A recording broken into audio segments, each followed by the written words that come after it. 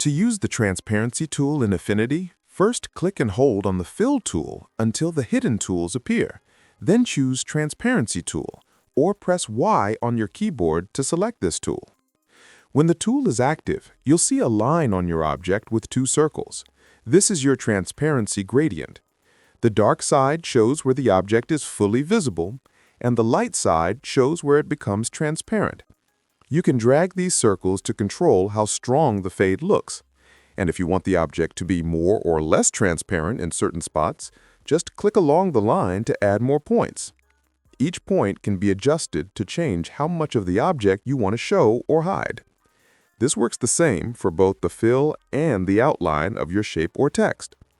And if you only want simple transparency, you can still use the opacity slider in the Color or Swatches panel. At the top of the screen, you'll see a few options you can use, like switching the gradient style, rotating it, or reversing the fade if you want it to start from the opposite side.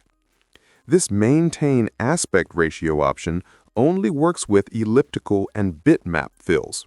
If it's off, you can stretch each side separately. If it's on, changing one side automatically adjusts the other, so the shape stays even.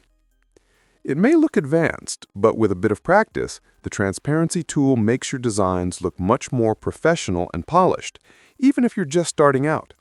If you found this helpful, make sure to like the video and subscribe for more easy tutorials.